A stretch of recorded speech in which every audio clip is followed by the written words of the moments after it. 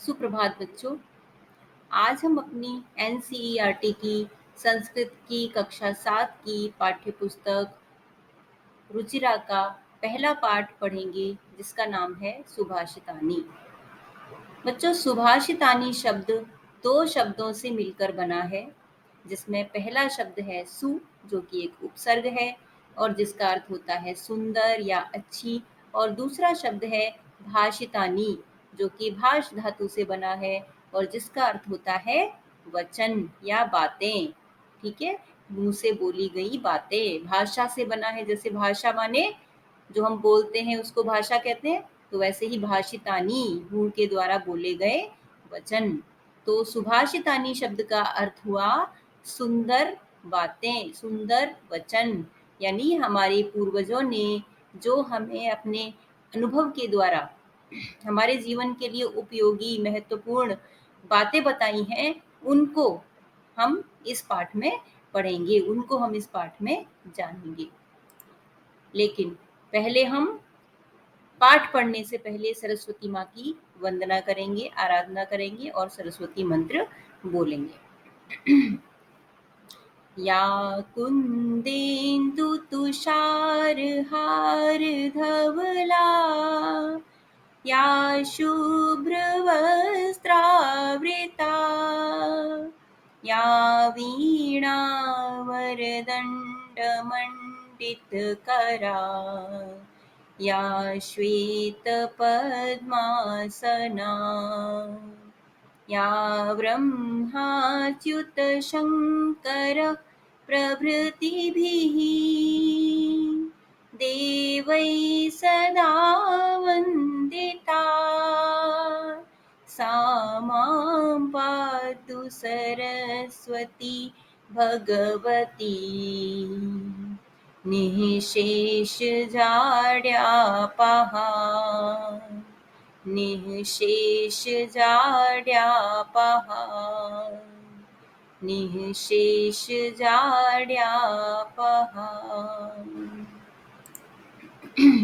तो अब हम शुरू करते हैं अपना पहला श्लोक, जो है पृथिव्यां त्रीणि रत्नानि जलमन्नं सुभाषितम्, मूढैः पाषाणखण्डेषु रत्नसंज्ञा विधीयते।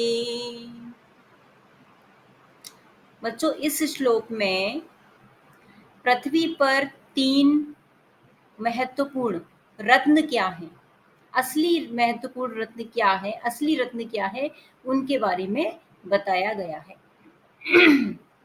लेकिन इसके अर्थ को जानने से पहले हम इसके व्याकरण के कुछ तथ्यों को जान लेते हैं, समझ लेते हैं। यहाँ पर पृथिव्याम शब्द जो है वो पृथ्वी शब्द का रूप है सप्तमी विभक्ति एक वचन का। ठीक है, और सप्तमी विभक्ति एक वचन का जो रूप है उसमें कारक चिन्ह होता है उसका मैं, पर। तो इसके अकॉर्डिंग, इसके अनुसार पृथिव्याम शब्द का अर्थ हुआ पृथ्वी पर। दूसरा है शब्द हमारा रत्नानी। रत्नानी में प्रथमा विभक्ति बहुवचन है, ये एक नपुंसकलिंग शब्द है। ठीक है, प्रथमा विभक्ति बहुवचन का रूप है और रत्न, रत्नानी का अर्थ है रत्न, कीमती पत्थर, वैल्यूएबल स्टोन्स। नेक्स्ट है मूढ़ैः। मूढ़ैः में तृतीया विभक्ति बहुवचन का रूप लगा हुआ है और ये पुल्लिंग शब्द है जिसका अर्थ है मूर्खों के द्वारा। मूढ़ कहते हैं मूर्ख को, क्योंकि मूढ़ैः शब्द में तृतीया बहुवचन का रूप लगा है। लाइक बालकः, बालकौ, बालकाः, बालकम, बालकौ, बालकान, बालकेन, बालकाभ्याम, बालकैः, तृतीया विभक्ति बहुवचन। उसी तरह से मूढ़ैः, तो मूढ़ैः में तृतीया विभक्ति बहुवचन होने की वजह से करण कारक है और करण कारक का चिन्ह होता है से के द्वारा, इसलिए इसका अर्थ बना मूर्खों के द्वारा। नेक्स्ट है खंडेशु। खंडेशु, खंडेशु शब्द जो है वो नपुंसकलिंग शब्द है और सप्तमी विभक्ति बहुवचन का रूप है और सप्तमी विभक्ति का कारक होता है अधिकरण, जिसका की चिन्ह है मैं पर। इसलिए हम खंड, खंडेशु का अर्थ होगा खंड माने टुकड़े और खंडेशु यानी बहुवचन रूप है तो बन जाएगा टुकड़ों में। ठीक है, अब हम इसका अर्थ देख लेते हैं। पृथिव्याम त्रीणि रत्नानि, पृथिव्याम यानी पृथ्वी पर, त्रीणि माने 3, रत्नानि माने रत्न हैं। पृथ्वी पर 3 रत्न हैं और वो रत्न क्या है? जलम प्लस अन्नम। यहाँ पर जो शब्द लिखा है वो लिखा है जलमन्नम। जलमन्नम को जब हम संधि विच्छेद करेंगे या विच्छेद करेंगे तो इसमें जलम शब्द अलग होगा और जलम में हलंत आ जाएगा और अन्नम शब्द अलग हो जाएगा। यहाँ पर संधि नहीं है, यहाँ पर संयोग हुआ है। संधि वहां होती है जहां पर दो वर्णों के मिलने से कुछ चेंज आता है, कुछ परिवर्तन होता है। यहाँ पर कोई परिवर्तन नहीं हो रहा, सिर्फ जलम का जो माँ हलंत था उसमें अन्नम के आ जो स्वर है वो मिला हुआ है और इसलिए इसको कहते हैं हम संयोग। ये संयोग का उदाहरण है। तो जलम प्लस अन्नम यानी जल और अन्न। पृथ्वी पर 3 रत्न हैं और वो कौन कौन से हैं? पहला है जल, दूसरा है अन्न मतलब अनाज और सुभाषितम, और तीसरा रत्न है वो क्या है? सुभाषितम, यानी जो कि इस पाठ का भी नाम है, जिसका मैंने पहले ही अर्थ बताया, जो कि है अर्थ इसका सुंदर बातें, अच्छी बातें। अर्थात पृथ्वी पर 3 रत्न हैं, जल, अन्न और सुभाषित, अर्थात पानी, अनाज और सुंदर बातें, ज्ञान की बातें। नेक्स्ट लाइन का अर्थ देखिए। मूढ़ैः पाषाण खंडेषु, मूढ़ैः, मूढ़ैः माने मूर्खों के द्वारा, पाषाण खंडेषु, पाषाण माने पत्थर, खंडेषु माने टुकड़ों में।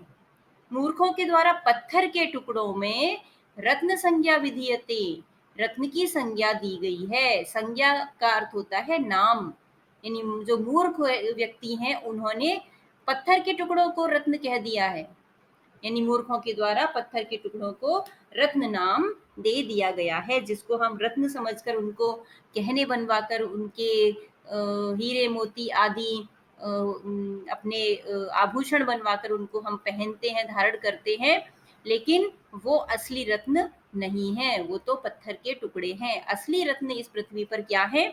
जल, अन्न और सुंदर बातें। कैसे?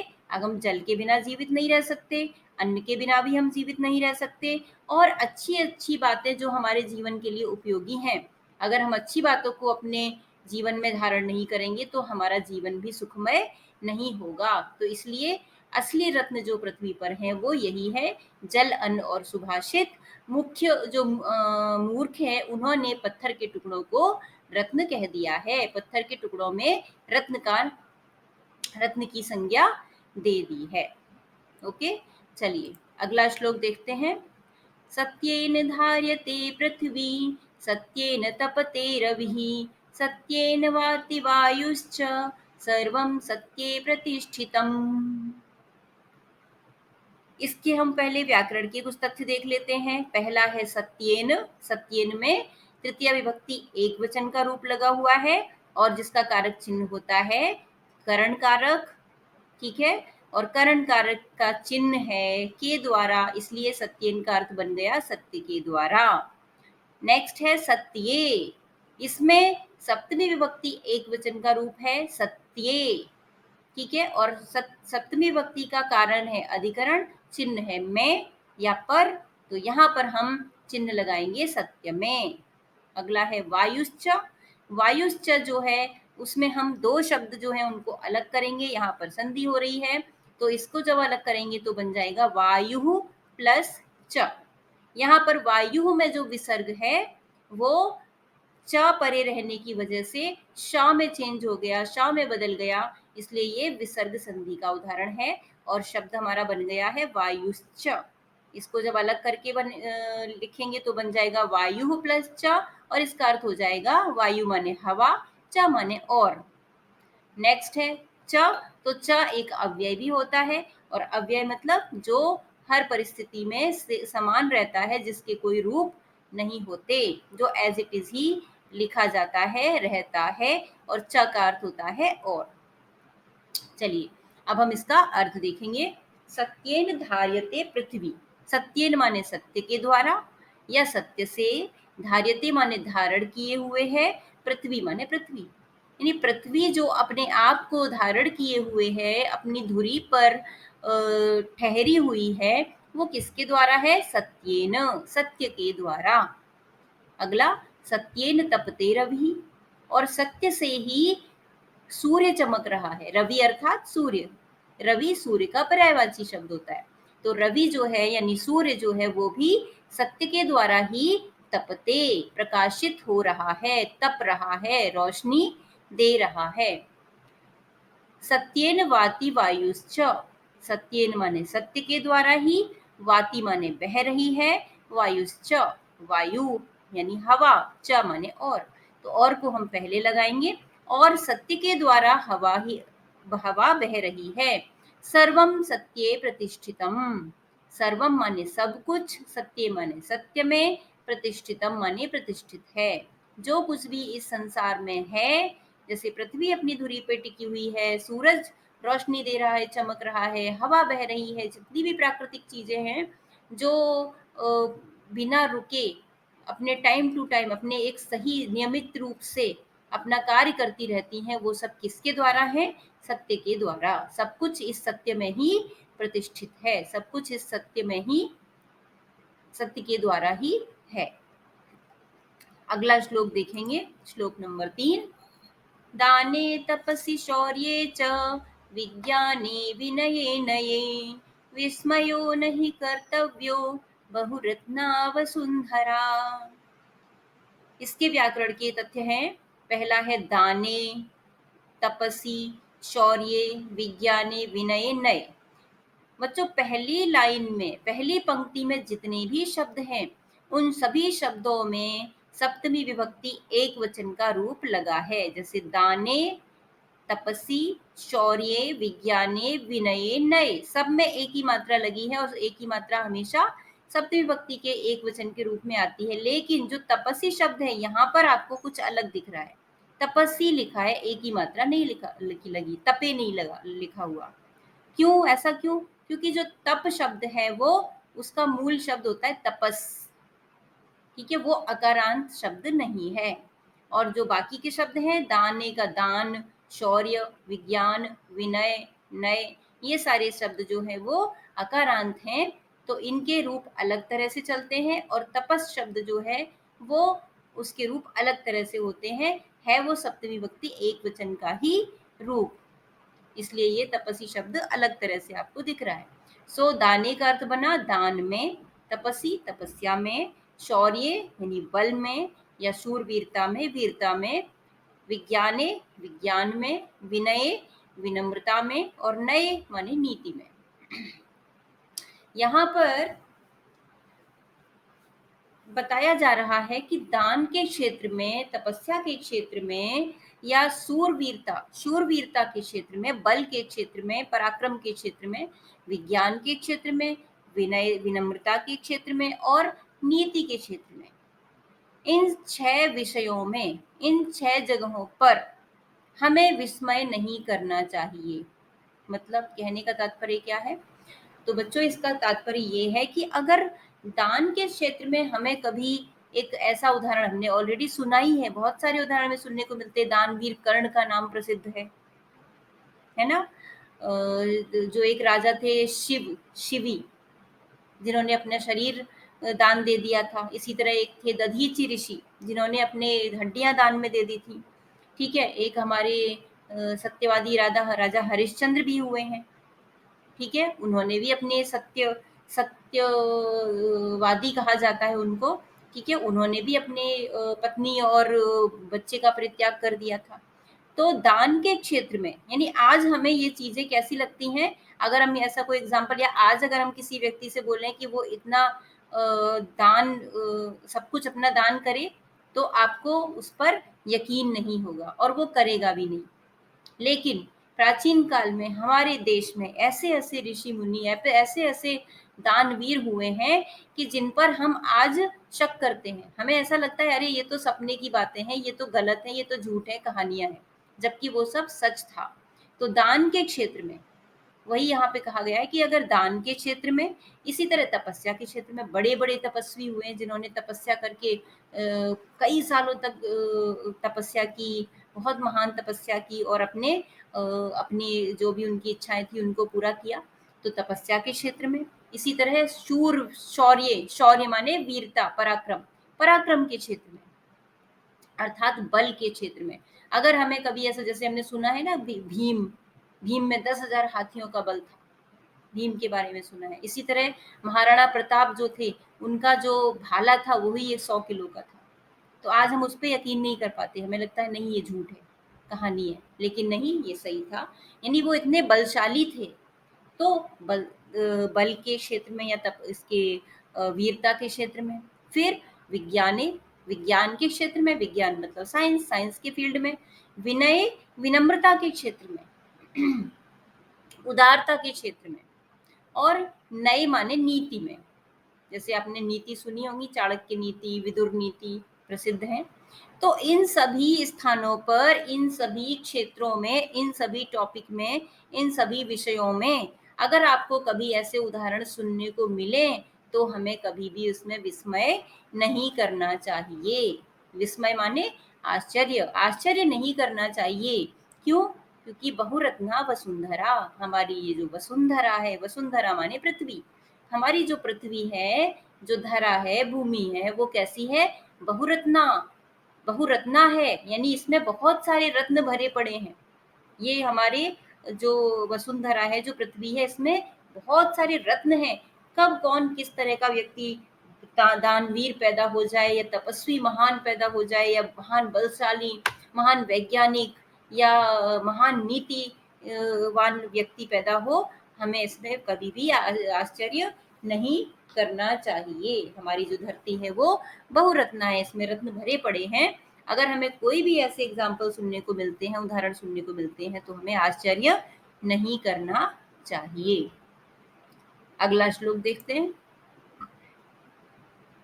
सद्भिरेव सहासीत, सद्भिः कुर्वीत संगतिम, सद्भिर्विवादं मैत्रीं च, नासद्भिः किंचिदाचरेत्। इस श्लोक का अर्थ है, अच्छा पहले हम इसका व्याकरण के तथ्य देख लेते हैं। सद्भिरेव, यहाँ पर संधि है, संधि विच्छेद करेंगे तो शब्द बन जाएगा सद्भि ही, सद्भि ही प्लस एव। यहाँ भी सद्भि ही में विसर्ग है और बाद में ए है, जो कि एक स्वर है ए, और स्वर परे रहने की वजह से जो सद्भि का जो विसर्ग है, वो विसर्ग रा में कन्वर्ट हो गया, रा में बदल गया और शब्द बन गया सद्भिरेव। और विसर्ग संधि का ये एग्जाम्पल है। इसका अर्थ देखेंगे तो सद्भि में सद्भि का अर्थ है सज्जन, यानी जेंटलमैन, अच्छे लोग, सज्जन पुरुष, सज्जन व्यक्ति, ठीक है। और सद्भि शब्द में तृतीय विभक्ति बहुवचन का रूप लगा हुआ है, ठीक है। तो इसका अर्थ बन गया सज्जनों के साथ, ठीक है। अगला है सद्भिर विवादम, अच्छा हाँ, एव, एव माने ही, सज्जनों के साथ ही। सद्भिर एव का अर्थ हुआ सद्भि प्लस एव, अर्थात सज्जनों के साथ ही। सद्भिर विवादम, यहाँ फिर से सद्भि का विसर्ग जो था वो रा में बदल गया, और जो रा है वो ऊपर वी के ऊपर रेफ के रूप में आ गया है। सद्भिर विवादम, इसका विसर्ग विच्छेद होगा सद्भि प्लस विवादम, यहाँ भी विसर्ग संधि है। और इसका अर्थ है सद्भि माने सज्जनों के साथ, विवादम माने विवाद, डिबेट, वाद विवाद। अगला है ना सद्भि, तो ना सद्भि में जब हम संधि विच्छेद करेंगे तो ये बन जाएगा न प्लस असद्भि, ठीक है। न माने नहीं, असद्भि माने यानी सद्भि का उल्टा, सद्भि का विलोम। सद्भि माने सज्जन, असद्भि माने जो सज्जन नहीं है, अर्थात दुर्जन। तो दुर्जनों के साथ, यहाँ पर ना का, ना में अस्वर है, असद्भि में अस्वर है, और दोनों स्वर स्वर समान स्वर मिलने की वजह से यहाँ पर दीर्घ स्वर संधि हुई है। और ना सद्भि का अर्थ हुआ दुर्जनों के साथ। अगला किंचित आचरेत, किंचित आचरेत में हम जब संधि विच्छेद करेंगे तो बनेगा किंचित प्लस आचरेत। किंचित माने कुछ भी, आचरेत माने आचरण करना चाहिए। यहाँ पर भी जो विसर्ग सॉरी व्यंजन संधि है, और इसका अर्थ है कुछ भी आचरण करना चाहिए। नेक्स्ट है यहाँ पर च, एव और न, ये जो तीन शब्द हैं वो अव्यय हैं। अब हम इसका अर्थ देखेंगे। सद्भिरेव सहासीत, सद्भि कुर्वीत संगतिम। सद्भि माने सज्जनों के साथ, एव माने ही, सहासीत माने रहना चाहिए। हमें हमेशा सज्जन व्यक्तियों के साथ रहना चाहिए। आगे, सद्भिरेव सहासीत सद्भिः कुर्वीत संगतिम, अर्थात सज्जनों के साथ ही हमें रहना चाहिए। सद्भिः कुर्वीत संगतिम, सद्भि यानी सज्जनों के साथ ही संगति करनी चाहिए। संगति करना माने उनका संग करना चाहिए, उनकी कंपनी में, उनकी संगति में रहना चाहिए। आगे, सद्भिर्विवादम मैत्रीम च, सद्भि माने सज्जनों के साथ ही, विवाद माने विवाद यानी वाद विवाद अर्थात डिबेट। सज्जन व्यक्तियों के साथ ही हमें डिबेट करनी चाहिए, वाद विवाद करना चाहिए। और मैत्रीम च, और मैत्री करनी चाहिए, मित्रता करनी चाहिए। ना सद्भि ही किंचित आचरेत, न असद्भि यानी दुर्जनों के साथ तो किंचित न आचरेत, कुछ भी आचरण नहीं करना चाहिए। जो दुर्जन व्यक्ति होते हैं, जो बुरे व्यक्ति होते हैं, उनके साथ हमें कोई भी आचरण यानी न तो उनके साथ रहना चाहिए, न ही उनकी संगति करनी चाहिए, न ही उनके साथ वाद विवाद डिबेट करनी चाहिए, क्योंकि उनके साथ डिबेट करने से भी कोई लाभ नहीं होगा। और अगर हम सज्जन व्यक्तियों के साथ डिबेट भी करेंगे तो हमें उनसे भी कुछ ना कुछ सीखने को मिलेगा। तो इस श्लोक का अर्थ हुआ, सद्भिरेव सहासीत, सज्जनों के साथ रहना चाहिए, सज्जन लोगों की संगति करनी चाहिए, सज्जन लोगों के साथ ही वाद विवाद और मित्रता करनी चाहिए, और असज्जन व्यक्तियों के साथ अर्थात जो दुर्जन व्यक्ति हैं उनके साथ तो कोई भी आचरण हमें नहीं करना चाहिए। अगला श्लोक देखेंगे, धन धान्य प्रयोगेषु विद्यायाः संग्रहेषु च आहारे व्यवहारे च त्यक्तलज्जः सुखी भवेत्। इसका पहले हम व्याकरण के तथ्य देखेंगे। पहला शब्द है प्रयोगेषु और संग्रहेषु। ये प्रयोगेषु और संग्रहेषु दोनों ही शब्दों में सप्तमी विभक्ति बहुवचन का रूप लगा हुआ है, जहां पर अधिकरण कारक और चिन्ह लगेगा मैं। तो अर्थ होगा इसका, प्रयोगेषु यानी प्रयोग करने में, संग्रहेषु यानी संग्रह करने में, इकट्ठा करने में या प्राप्त करने में। विद्याया माने विद्या के या विद्या का। ठीक है, यहाँ पर षष्ठी विभक्ति एक वचन है, विद्या शब्द स्त्रीलिंग शब्द है, तो इसका षष्ठी विभक्ति एक वचन का कारक होता है संबंध, जिसका चिन्ह है काकी के। तो विद्या का अर्थ बन जाएगा, विद्या यहाँ का अर्थ हुआ विद्या का या विद्या के। आगे है आहारे व्यवहारे। तो आहारे व्यवहारे, आहार में भी और व्यवहार में भी, दोनों में ही सप्तमी विभक्ति एक वचन का रूप लगा हुआ है, यानी कि अधिकरण कारक, और इसका अर्थ बन जाएगा आहार में और व्यवहारे व्यवहार में। और च अगेन फिर से एक अव्यय है जिसका अर्थ होता है और। अब इसका अर्थ देखेंगे, धन धान्य प्रयोगेशु यानी धन के प्रयोग में, और धान्य माने अनाज के प्रयोग में। धान्य कहते हैं अनाज को। धन के प्रयोग में और अनाज के प्रयोग करने में, विद्यायाः संग्रहेषु च, और विद्या को संग्रह करने में, विद्या को इकट्ठा करने में। यानी जिस व्यक्ति को धन धान्य का प्रयोग करना है, विद्या को इकट्ठा करना है, ठीक है, और आहारे व्यवहारे च, आहार में और व्यवहार में, त्यक्त लज्जः यानी लज्जा को त्याग कर देना चाहिए, सुखी भवेत, वही सुखी रहता है। यानी इस श्लोक में बताया गया है कि कौन सा व्यक्ति सुखी रहता है, या अगर किसी को सुखी रहना है तो उसे क्या करना चाहिए। तो धन धान्य प्रयोगेशु, धन के प्रयोग में और धान्य के प्रयोग में। कैसे, यानी अगर आपके पास धन है लेकिन आप उसको जहां पर जरूरत है, जहां आवश्यकता है, वहां पर उसको प्रयोग ही नहीं करते, तो आप सुखी कैसे रह सकते हो। धान्य अर्थात अनाज आपके पास बहुत है, खाना भोजन आपके पास बहुत है, लेकिन आपको भूख लगी है लेकिन आप उसका प्रयोग नहीं कर रहे, उसका उपयोग नहीं कर रहे, तो फिर आप सुखी नहीं रह सकते। इसी प्रकार विद्या के संग्रह में, विद्या के संग्रह में कैसे, विद्या प्राप्त करने के लिए तो आपके क्लास में होता ही रहता है, कितने सारे बच्चे ऐसे होते हैं जिनको चीजें समझ में नहीं आती, लेकिन वो खड़े होकर अपना सवाल पूछते नहीं, अपना डाउट पूछते नहीं है टीचर से, यानी उनको लज्जावश, लज्जा माने शर्म, उनको शर्म आती है या किसी तरह का डर होता है, उसकी वजह से वो पूछते नहीं है। इसी प्रकार से आहार में, आहार यानी भोजन करने में, ठीक है, आपके पास साथ में भोजन रखा है लेकिन आप शर्मा रहे हो, कहीं गए हो पार्टी में या किसी दूसरे के घर खाना खाने निमंत्रण में, लेकिन आपको शर्म की वजह से आप खाना ही नहीं खा पा रहे, तो आप सुखी नहीं रह सकते। इसी प्रकार से व्यवहार में यानी बिहेवियर करने में, किसी से इंटरेक्ट करने में भी अगर आपने शर्म ही करते रहे, आप किसी से बात नहीं करोगे ठीक से, तो भी आपका व्यक्तित्व का पूरी तरह से विकास नहीं होगा और आप सुखी नहीं रह सकते।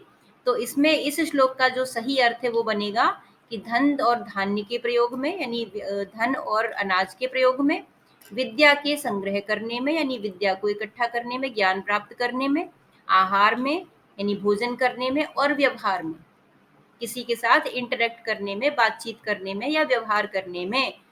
त्यक्त लज्जः, जो त्यक्त लज्ज होता है यानी जिसने अपनी लज्जा छोड़ दी, जिसने अपनी शर्म छोड़ दी है, सुखी भवेत, वही सुखी रहता है।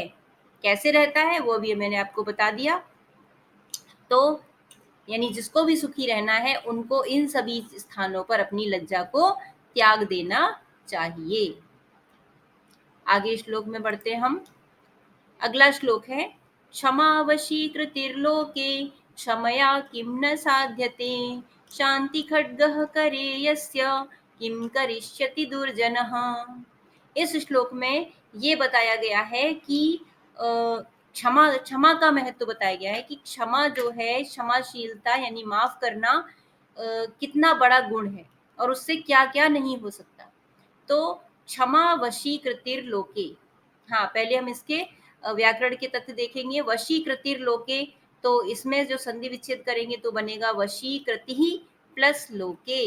लोके के ऊपर जो आपको लो में र दिख रहा है रेफ के रूप में, वो जो वशीकृति का विसर्ग है वही रा के रूप में आया है, विसर्ग संधि है यहाँ पे। वशीकृति माने वश में करने वाली, लोके माने संसार में।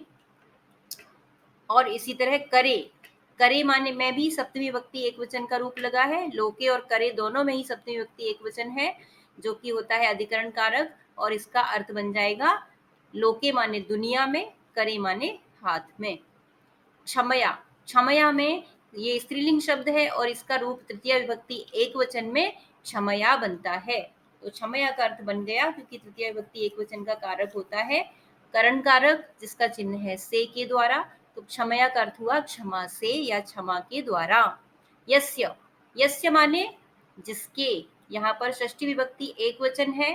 षष्ठी विभक्ति का कारक होता है संबंध कारक, काकी के रारी रे, तो यस्य का अर्थ बना जिसके, और लास्ट में है न एक अव्यय है और इसका अर्थ होता है नहीं।